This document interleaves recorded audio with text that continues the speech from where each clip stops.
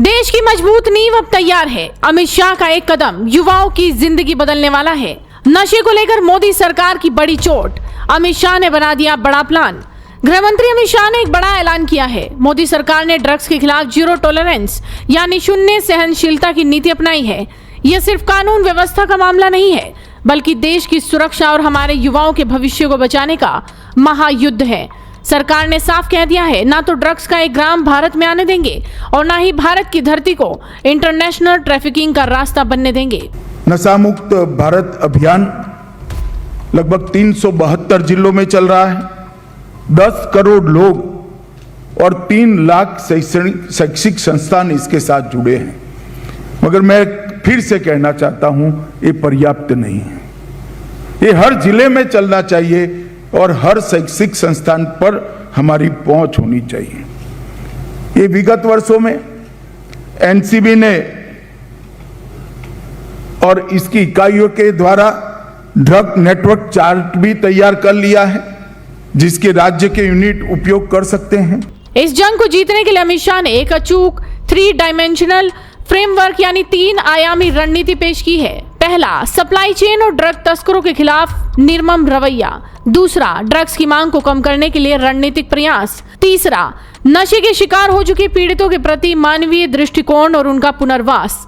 अब पुलिसिंग सिर्फ पारंपरिक नहीं रही। आज Bharat satellite imagery, integrated database और ट्रेड एनालिटिक्स जैसी एडवांस टेक्नोलॉजी का इस्तेमाल कर रहा है। पिछले 2 सालों में ही 40 से ज्यादा बड़े अंतर्राष्ट्रीय ड्रग माफियाओं को विदेशी धरती से खींचकर भारतीय जेलों में लाया जा चुका है। लेकिन ये लड़ाई अब और पेचीदा हो गई है। हाल ही में नारकोटिक्स कंट्रोल ब्यूरो ने कैप्टागन नाम के सिंथेटिक ड्रग की एक बड़ी खेप पकड़ी, जिसकी कीमत करीब 182 करोड़ रुपए थी।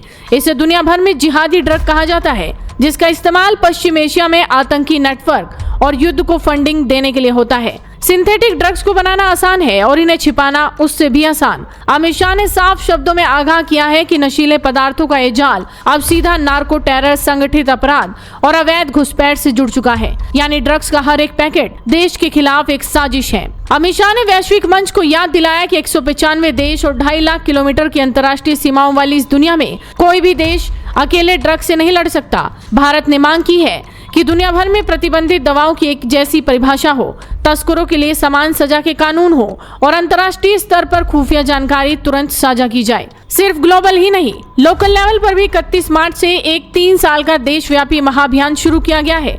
इसका टारगेट है हमारे स्कूल, कॉलेज, बॉर्डर इलाके और भारत का युवा। ये लड़ाई सिर्फ सरकार या पुलिस की नहीं है, ये हमारे डेमोग्राफिक डिविडेंड यानी युवा शक्ति को बचाने का एक सामाजिक मिशन है। परिवार, स्कूल और समाज को मिलकर खड़ा होना होगा, क्योंकि जब भारत नशा मुक्त होगा तभी भारत दुनिया का नेतृत्व करेगा। आइए इस मुहिम का हिस्सा बने। नशे को कहे ना, देश को कहे हाँ। Bureau report, headlines India.